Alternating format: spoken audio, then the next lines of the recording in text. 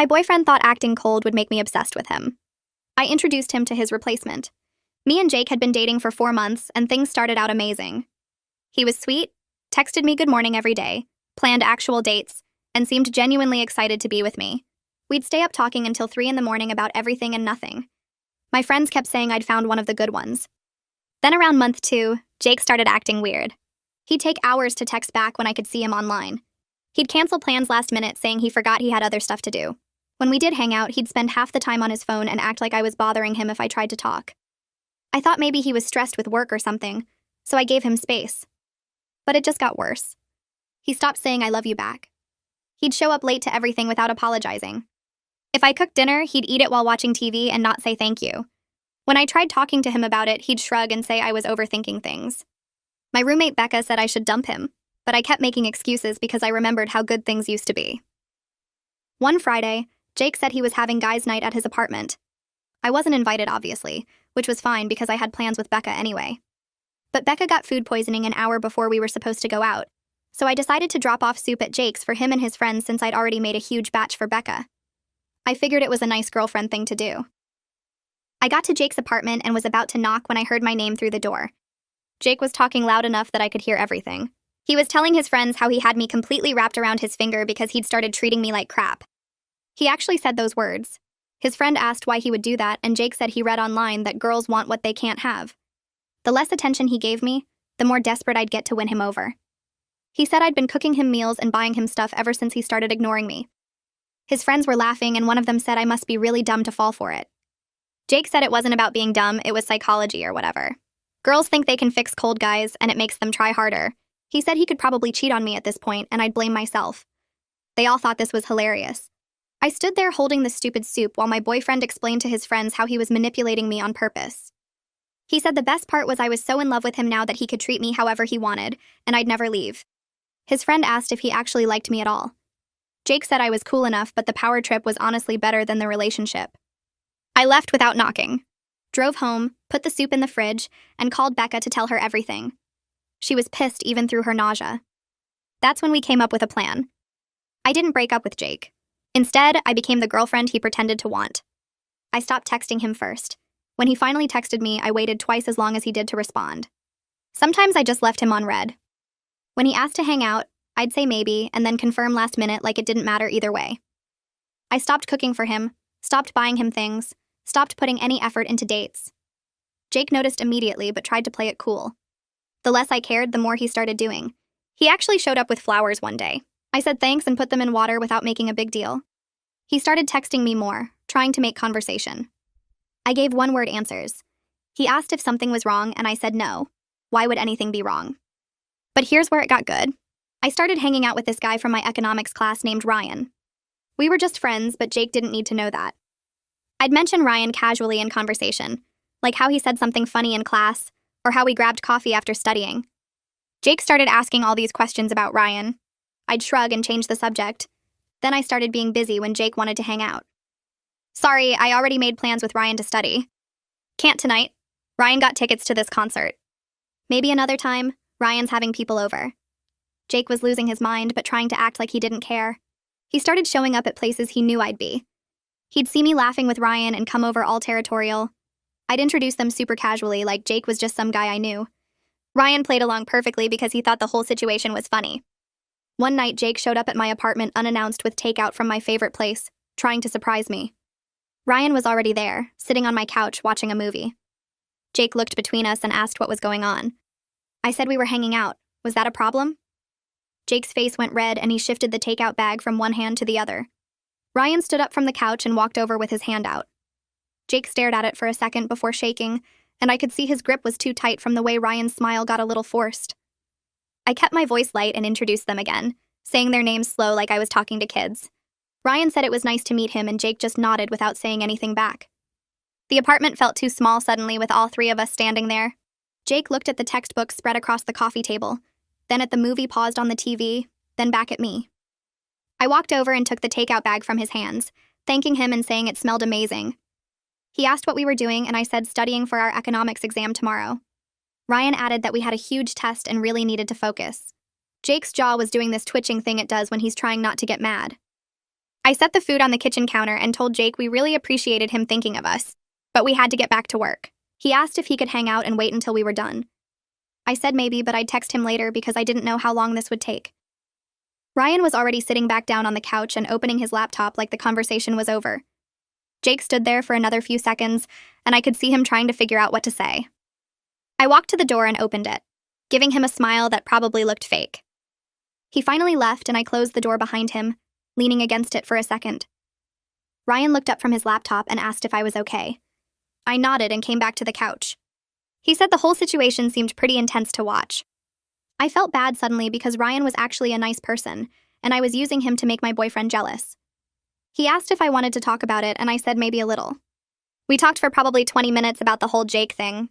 Ryan said he was happy to help, but he wanted to make sure I wasn't losing myself in all the game playing. I told him I knew what I was doing, but I appreciated him looking out for me.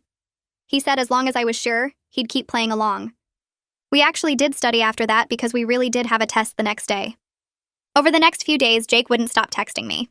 He'd send messages asking what I was doing, who I was with, if I wanted to hang out. I kept my answers short and waited hours before responding, even though I saw every message right away. He sent a long text about how he missed me and wanted to take me somewhere nice this weekend.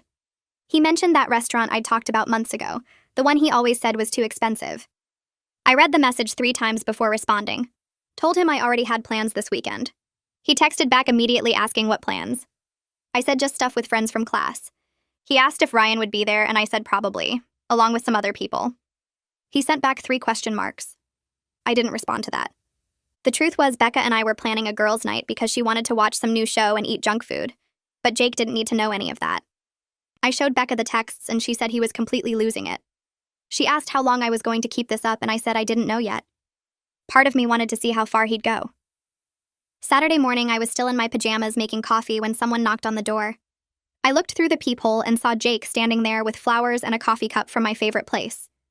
I wasn't expecting him at all, which made it easier to look unimpressed when I opened the door. He held out the flowers and coffee with this hopeful smile. I took them and said thanks. He asked if I wanted to do something today, maybe drive out to that hiking spot we talked about going to. I told him I really did have plans, and he should have asked me first before just showing up. He said he wanted to surprise me, and I said I don't really like surprises. His face fell, and he asked what my plans were. I said just hanging out with Becca and some other stuff I needed to do. He stood there looking at me in my old t-shirt and pajama pants like he was trying to figure something out. I thanked him again for the flowers and coffee and started to close the door. He put his hand on it and asked if something was wrong between us. I said no. Why would anything be wrong? He said I seemed different lately, and I told him I was just busy with school. He finally left, and I closed the door. Becca came out of the kitchen where she'd been watching the whole thing. She was trying not to laugh, and I could see her biting her lip. She said she couldn't believe how desperate he looked. I put the flowers in water and sat down at the table with the coffee he brought. Becca pointed out that 3 weeks ago I would have canceled everything to spend the day with him. I knew she was right. The power thing had completely flipped, and it felt good but also kind of sad. We both just sat there for a minute not saying anything. Then Becca asked what my actual plan was here, and I said I was still figuring it out. She said I needed to decide if I was trying to get revenge or trying to fix things, because those were 2 different goals. I told her I honestly didn't know anymore. Monday in economics class, Ryan had saved me a seat near the back. We worked on the problem sets together like we always did. I noticed one of Jake's friends were in this class, the guy who'd been at the apartment that night. He kept looking over at us with this weird, knowing expression. I wondered if Jake had been complaining to all his friends about me. The friend caught my eye once, and I just stared back until he looked away. Ryan asked if I knew that guy, and I said sort of. Class ended, and Ryan asked if I wanted to grab lunch. I said yes because I was actually enjoying spending time with him now, not just using him for the plan. We went to the sandwich place off campus and talked about normal stuff. He told me about his family back home and asked about mine. We talked about what we wanted to do after graduation. I realized I'd been so focused on all the Jake drama that I forgot what it was like to just have an easy conversation with someone. Ryan was funny and smart, and he actually listened when I talked, instead of checking his phone every 5 seconds. My phone buzzed while we were eating.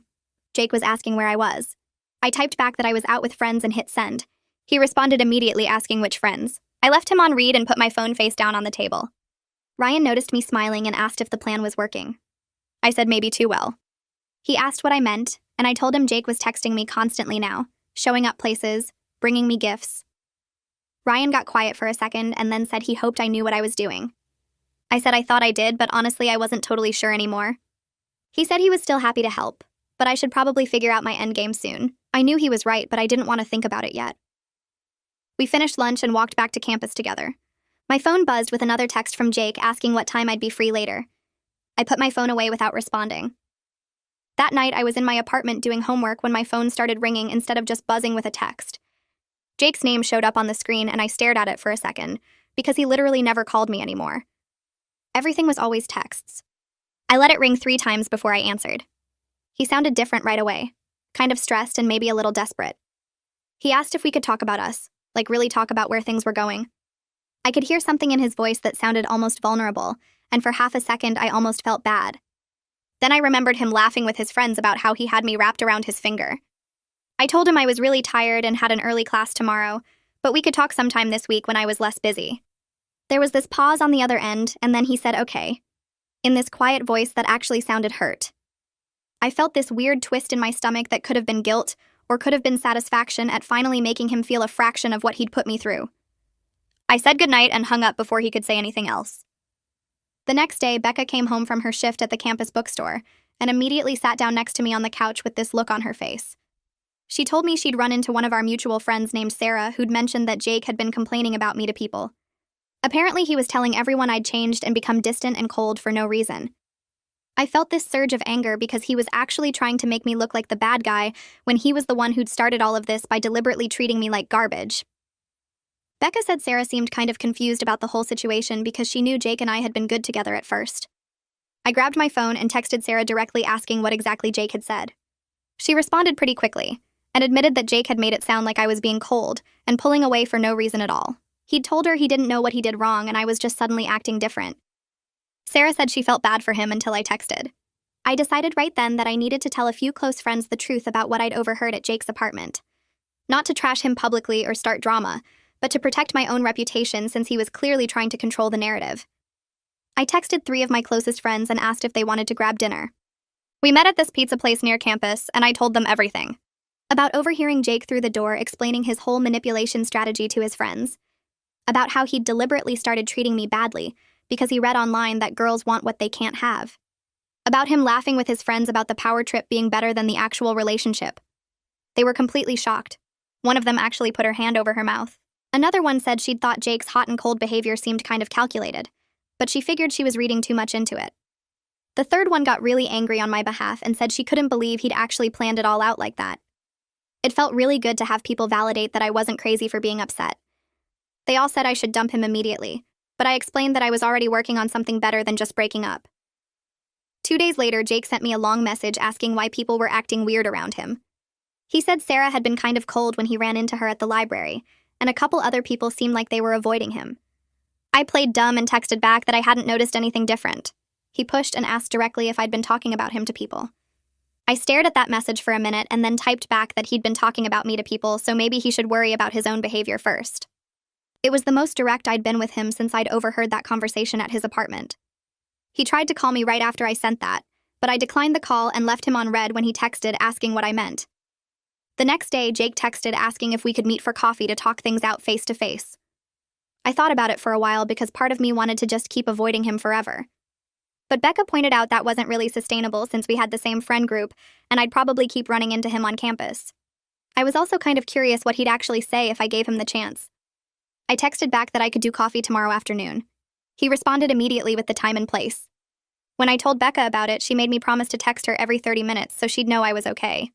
I laughed and said that seemed a little paranoid, but she insisted. She said Jake had been acting increasingly desperate and she wanted to make sure he didn't do anything stupid. I promised I'd text her. I got to the coffee shop the next day, and Jake was already there sitting at a corner table. He stood up when he saw me and looked nervous in a way I'd never seen before. We sat down and he immediately launched into this apology about being distant lately.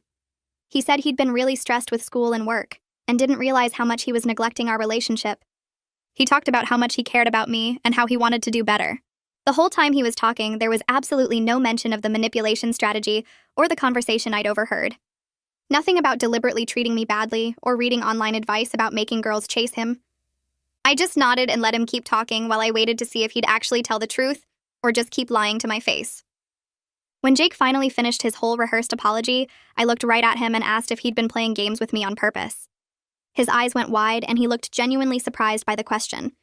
He denied it immediately and said he would never do something like that. I watched his face carefully and could literally see him trying to figure out if I actually knew something or if I was just guessing based on his behavior. There was this calculation happening behind his eyes, and it reminded me exactly why I was done with him. This wasn't someone who cared about me. This was someone trying to figure out how much damage control he needed to do. I didn't tell Jake what I'd overheard because I wanted to see how long he'd keep lying. Instead, I said I needed some space to think about whether this relationship was actually working for me anymore. His whole face changed and he looked panicked. He asked if I was breaking up with him and reached across the table like he was going to grab my hand. I pulled back and said I didn't know yet. I just needed time to figure out what I actually wanted. He started trying to argue and convince me we could fix things, but I stood up and said I had to go. I could feel him watching me as I walked out of the coffee shop. Over the next week, Jake tried absolutely everything to win me back without actually admitting what he'd done. He showed up between my classes with lunch from places he knew I liked. He offered to help with my assignments even though he wasn't in any of my classes. He texted me these long, sweet messages like he used to send at the very beginning of our relationship back when things were good. It would almost be touching if I didn't know for a fact that it was just another manipulation tactic. He was trying the nice guy approach now that the cold and distant thing had backfired on him. I kept my responses short and non-committal. Thanks for lunch. I'm good on the assignment. Appreciate the text. Ryan caught up with me after economics class one day and mentioned he'd noticed Jake watching us around campus. He said it seemed like Jake was monitoring how much time we spent together and where we went. I felt uncomfortable because I really hadn't meant for Ryan to get caught up in all of Jake's jealousy and paranoia. Ryan was a genuinely nice person who'd been helping me out, and now he was dealing with my ex-boyfriend basically stalking us. I apologized, but Ryan said he didn't mind helping. Then he asked again what my actual endgame was here.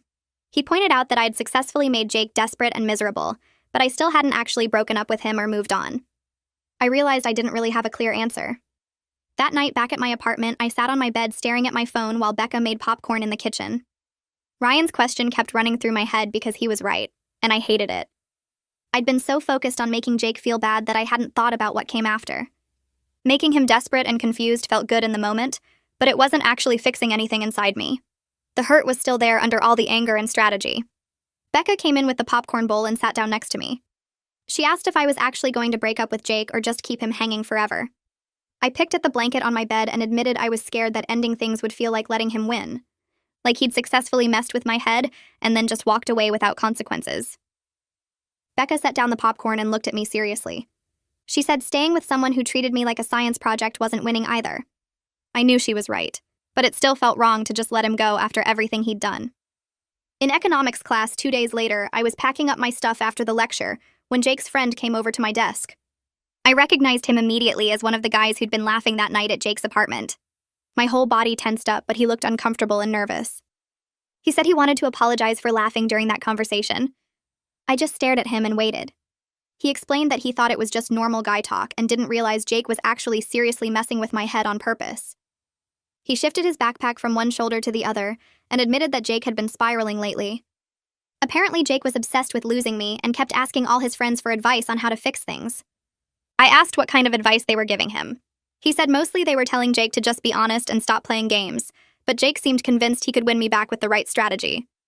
The irony wasn't lost on me. I thanked him for the apology and left before he could say anything else.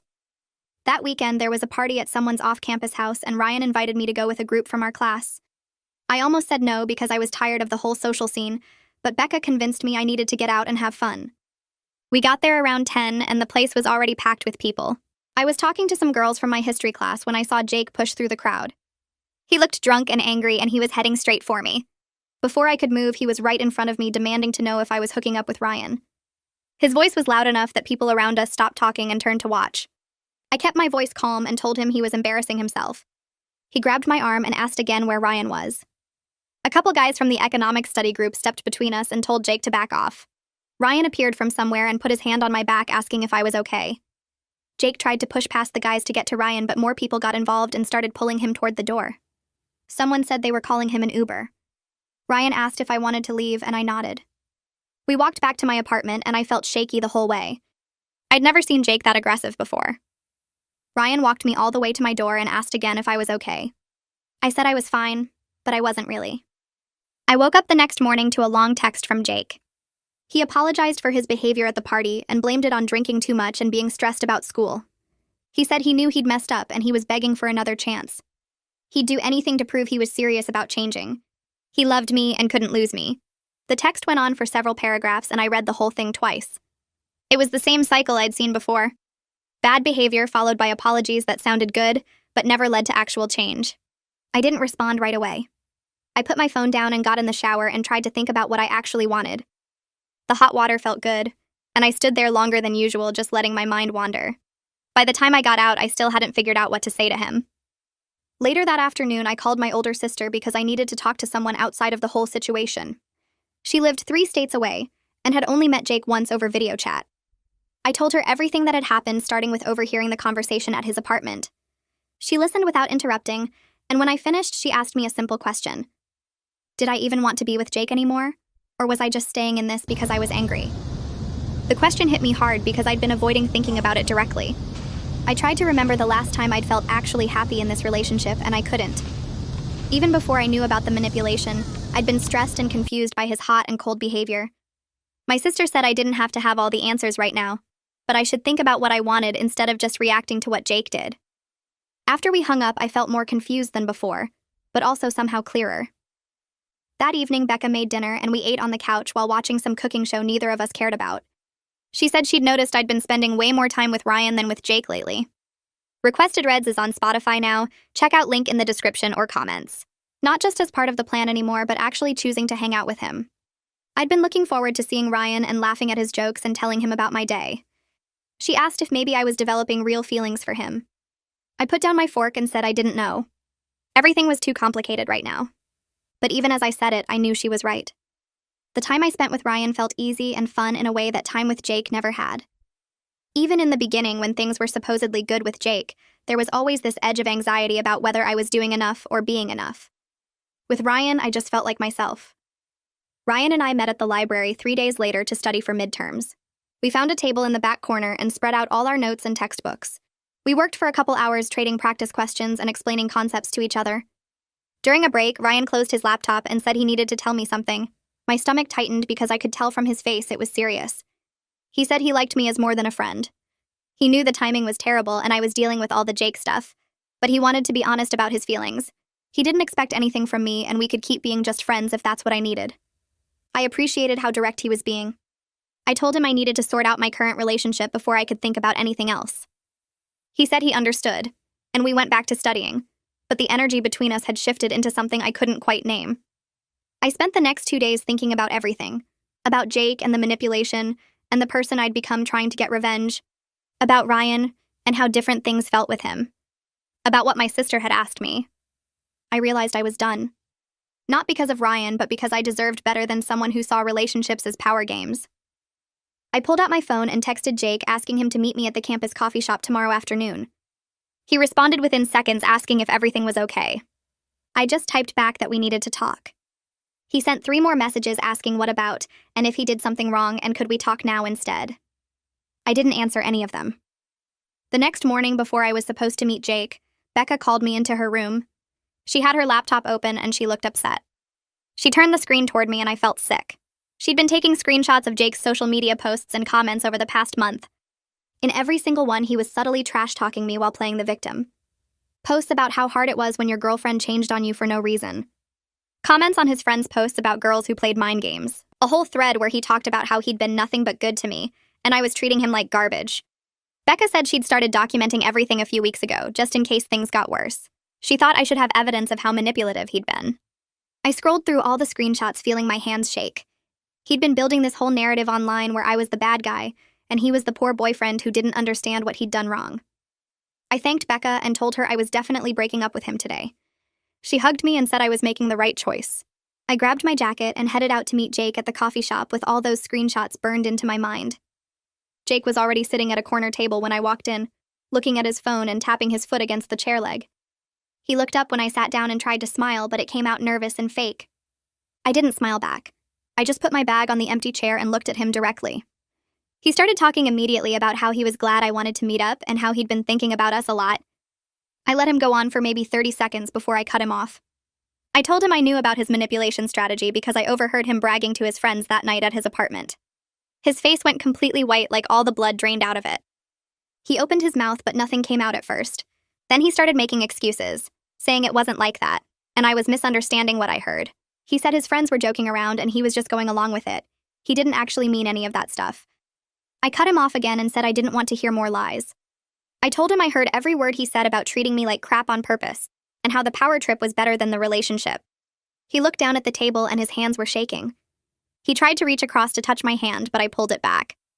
He said he was sorry, and he didn't know why he said those things, and he'd been stressed and stupid. I just stared at him until he stopped talking. Then his whole face changed and he got angry instead of apologetic. He said I'd been playing games too by using Ryan to make him jealous. His voice got louder and people at other tables started looking over at us. He said I was acting like I was so innocent, but I'd been manipulating him just as much with all the Ryan stuff. I admitted that was true and I wasn't proud of it, but I pointed out that I only started doing it after discovering he'd been manipulating me for months. He actually argued that what I did was worse because I did it on purpose. I almost laughed at how he completely missed the irony. He said at least he didn't parade some other girl around to hurt me. I reminded him he literally told his friends he could cheat on me and I'd blame myself. He went quiet again, but I could see his jaw clenching. A woman at the next table was definitely listening to our whole conversation now. Jake noticed too and lowered his voice. He asked what I wanted from him and what would make this right. I said nothing would make it right, because I couldn't trust anything he said anymore. I told him we were done, and I didn't want him contacting me anymore, except for necessary stuff like getting his things from my apartment. He looked genuinely shocked, like he hadn't actually expected me to break up with him. His eyes got watery and he asked if I was serious. I said yes, completely serious. He said he loved me and he'd do anything to fix this. I told him if he loved me, he wouldn't have treated our relationship like a psychology experiment. He put his head in his hands and his shoulders were shaking. Part of me felt bad watching him fall apart, but another part wondered if this was just another manipulation. I was too exhausted to care which it was anymore. I stood up and grabbed my bag. He looked up and asked if we could at least talk more about this later. I said no. There was nothing left to talk about. I walked away and didn't look back even though I heard him call my name once. When I got outside the coffee shop, I took a deep breath and felt this weight lift off my chest. It was over and I'd actually done it. The next few days felt strange and uncomfortable. Jake and I had so many mutual friends and we were in overlapping social spaces all the time. I saw him in the dining hall on Tuesday, and he looked terrible, like he hadn't slept. His friends were with him, and they all went quiet when I walked past their table. On Wednesday, I ran into him outside the library, and we both just nodded at each other without speaking. It was so awkward. On Thursday, one of his friends stopped me after class and said Jake was really struggling with the breakup. I didn't know what to say to that. I felt guilty even though I knew I'd made the right choice. That night, I told Becca about feeling bad, and she got frustrated with me. She reminded me that his feelings were not my responsibility, especially after everything he did. She said I needed to stop making excuses for him even now. She was right, but it was still hard to see him looking so miserable around campus. Our mutual friends were being weird too, like they didn't know whose side to take. Some of them asked me what happened, and I just said we broke up and left it at that. Ryan texted me on Friday asking if I wanted to grab coffee, and I said yes. We met at the same place where I'd broken up with Jake, which felt weird, but I didn't mention it. Ryan asked if I was okay after the breakup. I was honest and told him I felt relieved more than sad.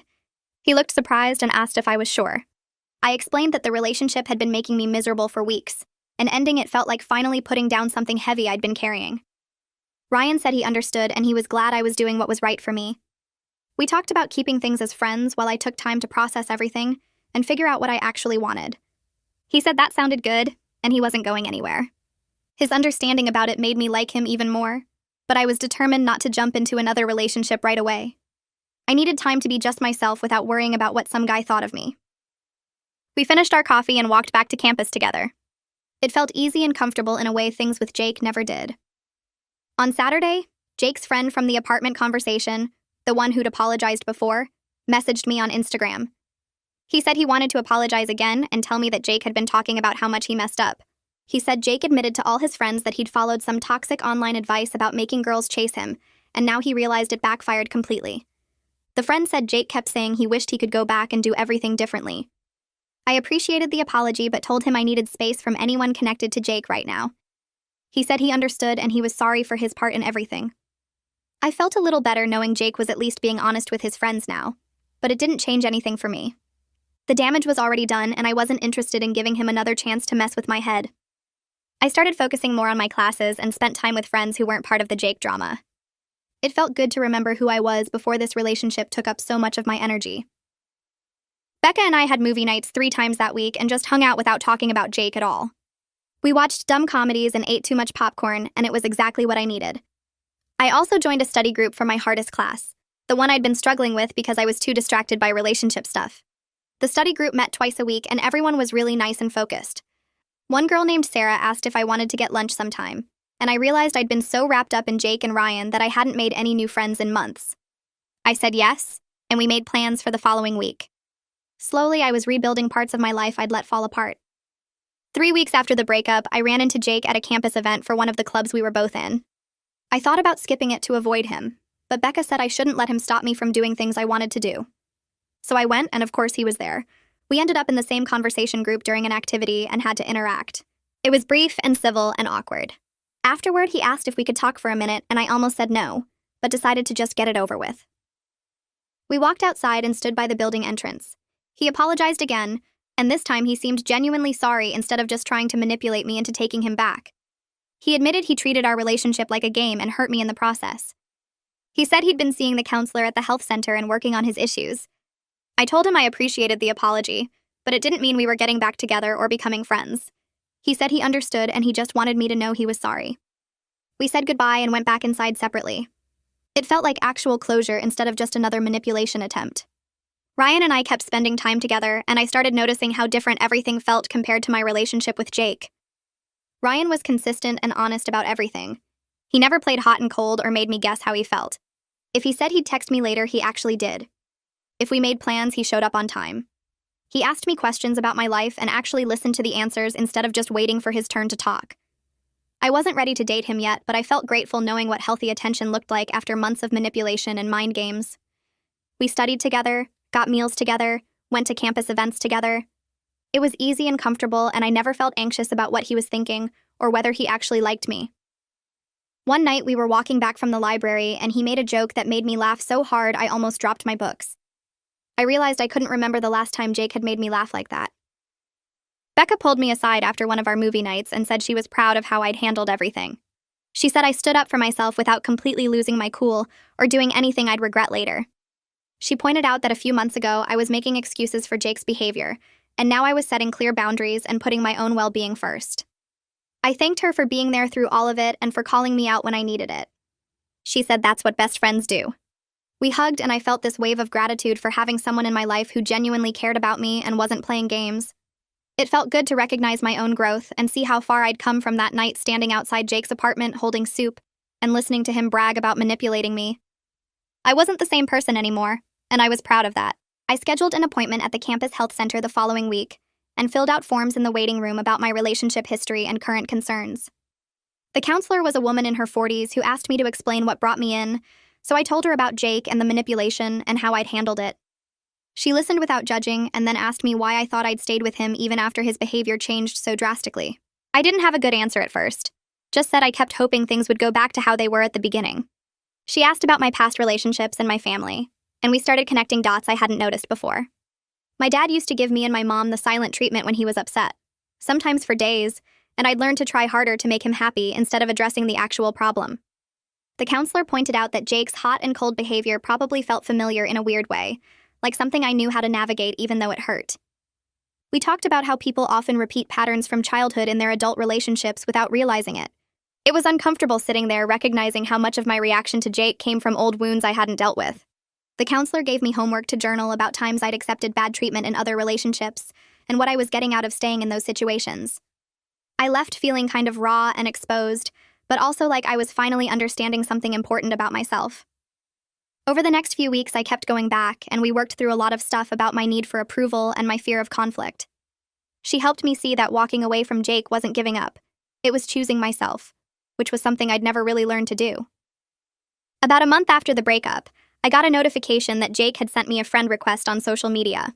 I'd unfriended him after everything went down, but hadn't blocked him because I didn't want to seem like I cared that much. Seeing his name pop up on my phone made my stomach twist. I stared at the request for a while, trying to figure out what he wanted and whether I should accept it. Part of me was curious about what he was doing and whether he was dating someone new. Another part of me knew that staying connected would just give him a way back into my life, even if it was just through screens. I brought it up in my next therapy session, and my counselor asked me what I hoped to gain from accepting his request versus what I might lose. I admitted I was mostly curious, and maybe wanted to show him I was doing fine without him. She asked if I trusted his reasons for reaching out, and I realized I didn't. Jake never did anything without some kind of strategy behind it, and reconnecting on social media was probably just another way to test whether he still had any power over me. I told her I wanted to keep the boundary firm because I'd worked too hard to get to this point. She said that was a healthy choice and reminded me that curiosity wasn't worth sacrificing my peace of mind. I declined the friend request and felt this weird mix of relief and sadness, like I was closing a door I'd been holding open just in case. Ryan texted me a few days later asking if I wanted to go to a concert with him and some friends from his dorm. He made it super clear it was a group thing and not a date, which I appreciated because it took the pressure off. I said yes and met up with them outside the venue on Friday night. There were 5 of us total, and everyone was friendly and excited about the band. We pushed our way toward the front and spent the next 2 hours dancing and singing along to songs I barely knew. I hadn't been to a concert in months because Jake always said they were too crowded and loud, which should have been a red flag since I'd mentioned loving live music on our first date. Being there with Ryan and his friends reminded me how much I'd given up trying to make Jake happy. Nobody was monitoring my behavior or making me feel like I was too much or too loud. I could just exist and have fun without worrying about someone's mood shifting because I was enjoying myself too much. During one of the slower songs, Ryan grabbed my hand and pulled me closer so we wouldn't get separated in the crowd. His hand stayed in mine even after we were clear of the crush of people, and it felt easy and natural instead of calculated. On the walk back to campus, we talked about the show and our favorite songs, and he kept holding my hand the whole way. It wasn't dramatic or charged with tension, just comfortable, like something that made sense. The next afternoon, Ryan and I grabbed coffee, and I told him I'd had a really good time at the concert. He said he was glad, and then got quiet for a second before saying he wanted to be honest about something. I braced myself for bad news, but he just said he appreciated my friendship and liked spending time with me, but he understood I wasn't ready to officially date anyone yet. I felt this wave of gratitude because he was saying exactly what I needed to hear without me having to explain everything. I told him he was right, that I was still working through stuff from my last relationship and didn't want to jump into something new before I was ready. He said he understood completely, and he was happy to keep hanging out casually while I figured things out. He didn't pressure me or make it seem like he was just waiting around for me to change my mind. His lack of pressure made me feel safer than I'd felt in any romantic situation in a long time. With Jake, everything had felt like a test or a game, like I was constantly being evaluated on whether I was worth his time. With Ryan, I could just be myself without strategy or performance. We finished our coffee and walked around campus for a while, talking about normal stuff like our classes and our families and what we wanted to do after graduation. It felt good to have easy conversations without worrying about hidden meanings or manipulation tactics. In my study group the following week, one of the girls asked me about my relationship status while we were taking a break from cramming for our biology exam. I opened my mouth to mention Jake and then realized I didn't automatically think about him anymore when someone asked that question. It caught me off guard because for months he'd been the first thing on my mind whenever relationships came up. I told her I was single and focusing on myself right now, and saying it out loud felt true, instead of like something I was supposed to say to sound healthy and independent. She nodded and said that was cool, and then started talking about her own dating life. The conversation moved on, and I sat there kind of amazed that I'd reached this point without even noticing. The healing had been happening slowly in the background while I was busy going to therapy and hanging out with friends and rebuilding parts of my life I'd neglected. I wasn't obsessing over what Jake was doing or whether he missed me. I wasn't checking his social media or asking mutual friends about him. I was just living my life, and he'd become this person I used to know, instead of this huge presence taking up all my mental space. Jake graduated at the end of the semester, and one of his friends mentioned he was moving back to his hometown for a job opportunity. Knowing he wouldn't be on campus anymore felt like closing a chapter, and I was relieved I wouldn't have to worry about running into him at parties or seeing him around campus. His friend pulled me aside after a group study session and said Jake had told him he learned a lot from how badly he messed up our relationship. I didn't know what to say to that, so I just nodded and said, I hoped he figured things out. Part of me wanted to be bitter and say he didn't deserve to learn and grow from hurting me, but mostly I just felt neutral about the whole thing. He was leaving and I was staying, and our lives were moving in different directions. That felt like enough closure without needing some big final conversation or dramatic goodbye. Winter break gave me space away from campus and everything that had happened over the past few months. I went home and spent time with my family and old high school friends who didn't know anything about the Jake situation. My mom commented on how relaxed I seemed compared to Thanksgiving when I'd been stressed and distracted. My sister said I was finally acting like myself again instead of the worried version of me she'd met over fall break. We stayed up late watching movies and talking about everything, and she told me she'd been concerned about me during those months but hadn't wanted to overstep. I admitted I'd been in a bad relationship and had to work through a lot of stuff to get out of it. She hugged me and said she was proud of how I'd handled everything and how much stronger I seemed now. Being home with people who knew me before Jake reminded me of who I was outside of that relationship. I'd spent so much energy trying to win him over and then getting revenge that I'd almost forgotten I had an identity separate from all that drama. When spring semester started, Ryan and I met up for coffee during the first week back. We caught up on our breaks and talked about our new classes, and then he brought up the conversation we'd had before winter break. He asked if I'd thought any more about what I wanted regarding us. I told him I'd been working through a lot of my trust issues in therapy over break, and I felt ready to try dating him if he was still interested. He smiled and said he'd been waiting for me to be ready, which made me feel both grateful and a little guilty that he'd been patient for so long. We agreed to take things slow and communicate honestly about everything, instead of playing games or making assumptions. He said he wanted to know if something bothered me instead of me just pulling away or acting cold. I promised I'd be direct with him and asked him to do the same. It felt good to start something with clear expectations and honest communication, instead of all the manipulation and mind games I'd dealt with before.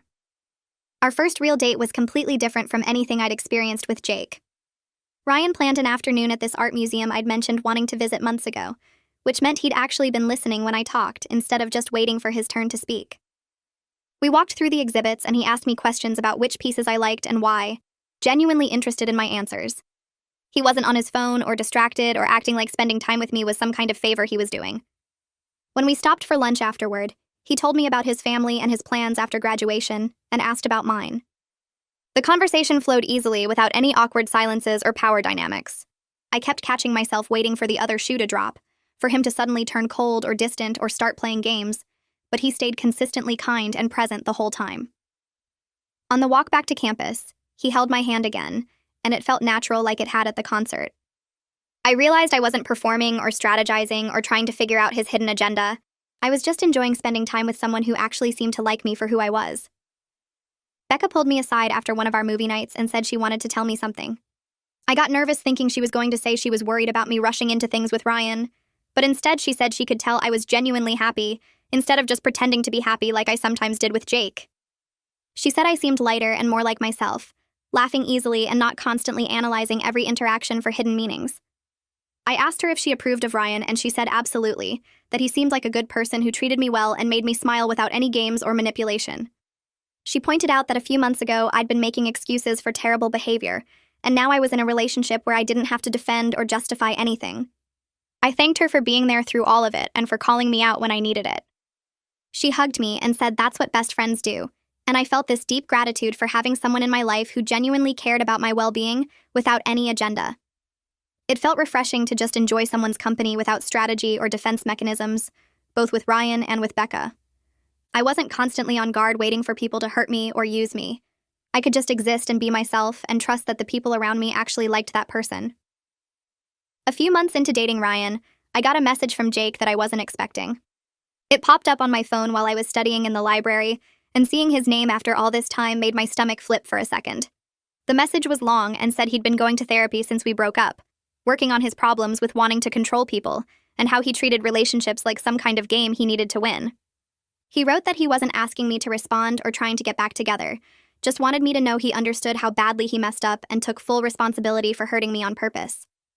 I read it twice, sitting there with my economics textbook open in front of me, and realized I didn't feel angry or sad or anything really. I appreciated that he was working on himself and actually acknowledging what he did instead of making excuses, but I had zero interest in reopening that door or continuing any kind of conversation with him. I closed the message without responding and went back to studying, and it felt good to recognize that his apology was for him to feel better, not something I needed to participate in. Spring break came around and Ryan asked if he could come home with me to meet my family. I was nervous about it because my sister knew everything about the Jake situation, and I wasn't sure how she'd react to me bringing someone new around so soon. But Ryan met my parents at dinner the first night and they loved him immediately, asking him questions about his major and his family and his plans after graduation. He answered everything thoughtfully and asked them questions back, genuinely interested in getting to know them instead of just trying to impress them. My sister pulled me into the kitchen while we were cleaning up and told me she could see how different this was from when I'd talk about Jake. how I seemed relaxed and happy instead of stressed and anxious all the time. Later that week, my mom caught me alone in the living room and sat down next to me on the couch. She said she remembered how worried she'd been when I was with Jake, even though I tried to hide it, because I seemed like I was always walking on eggshells and second-guessing myself. With Ryan, she said, I seemed more like myself, laughing easily and not constantly analyzing everything. It meant a lot to hear that the people who knew me best could see how much healthier things were now, and I felt grateful to have their support and approval. Back at the school after break, I had a therapy session where I realized I hadn't thought about the whole manipulation and revenge thing in weeks. I'd been so focused on my relationship with Ryan, my classes, and spending time with friends that the Jake drama just wasn't taking up space in my head anymore. My therapist pointed out that this was actually a really good sign of healing, when you stop defining yourself by the bad thing that happened and start building new positive experiences instead. She said a lot of people get stuck replaying the trauma or the revenge, but I'd managed to move forward and create something good without letting the past control my present. It clicked for me in that moment that all the time I'd spent being angry at Jake and planning ways to make him feel bad had actually been keeping me connected to him in a weird way. Now that I'd let go of that and focused on Ryan and my own life, I felt lighter and more free than I had in a long time. One night, Becca and I were hanging out in our apartment, just eating pizza and watching bad reality TV like we used to before all the drama started. She asked me if I ever regretted how I handled things with Jake, using Ryan to make him jealous and playing the same games he'd played with me. I admitted I was glad I stood up for myself instead of just letting him keep treating me badly, even though my methods probably weren't perfect or the healthiest way to deal with it. Becca said what mattered was that I learned from the whole situation and didn't let Jake's behavior make me think I deserved to be treated like that in future relationships. She pointed out that a lot of people would have just blamed themselves or made excuses, but I recognized the manipulation and refused to accept it. We grabbed a couple of drinks from the fridge and toasted to growth and making better choices, and I felt this deep appreciation for having a friend who'd supported me through everything without judging me for how I handled it. Things with Ryan were going really well until we had our first real fight about something stupid.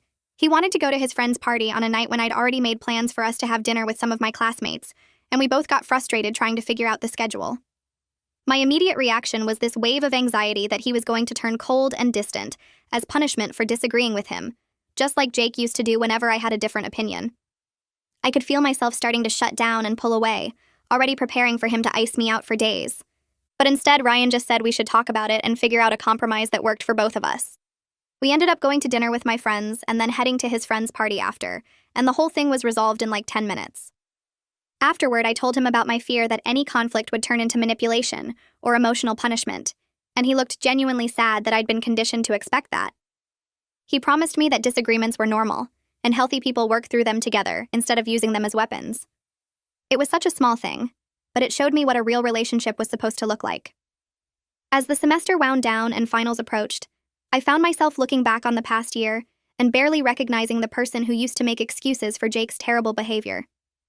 I'd learned to trust my gut when something felt wrong, to set clear boundaries about how I wanted to be treated, and to spot manipulation tactics before they could really take hold. More importantly, though, I'd learned what genuine care and respect actually looked like in a relationship through being with Ryan. It wasn't about grand gestures or intense passion that burned hot and cold. It was about consistency and honesty, and treating each other like actual partners instead of opponents in some power struggle. I aced my economics final, the same class where I'd first started hanging out with Ryan, and it felt like closing one chapter and opening another. Jake's friend from economics class, the one who'd apologized for laughing during that awful conversation, stopped me after our last class of the semester.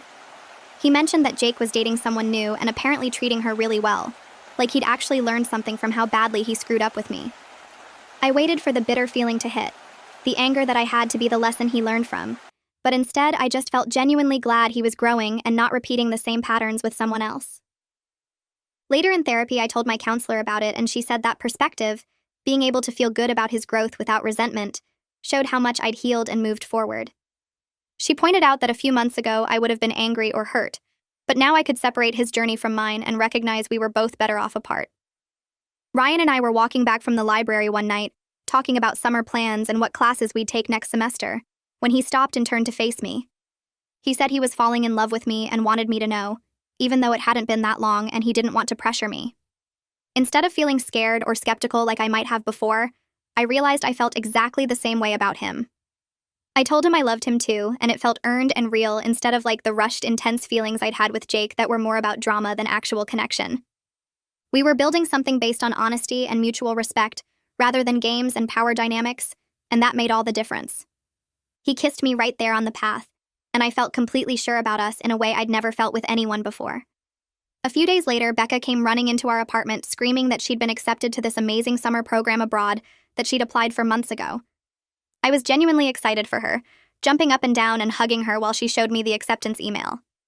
She'd been there for me through everything with Jake, supporting me and calling me out when I needed it, and helping me see that I deserved better. She joked that she could leave for the summer knowing I was in good hands with Ryan and wouldn't fall for any more manipulation tactics from random guys. We both laughed, but I knew she was right. I'd learned way too much to ever go backward into that kind of toxic situation again. The experience had taught me what to look for and what to avoid, and I was grateful for that even though it had sucked going through it. A full year after breaking up with Jake, I looked around at my life and could barely believe how much had changed. I was doing well in all my classes, actually enjoying school instead of being distracted by relationship drama all the time. Ryan and I had been together for months and it just kept getting better, built on a foundation of trust and communication instead of manipulation and games. Most importantly, though, I developed this strong sense of my own worth that didn't depend on anyone else's validation or approval. I knew what I deserved in a relationship and I wasn't willing to settle for less anymore. The whole experience with Jake had taught me that sometimes the best revenge isn't some elaborate plan to make someone feel bad. It's just living well and refusing to let their toxicity define your story. I was happy and healthy and surrounded by people who genuinely cared about me, and that felt like the best possible outcome. And that's the full story. I love finding the little lessons in moments like this. If it helped you see something differently, that's a win.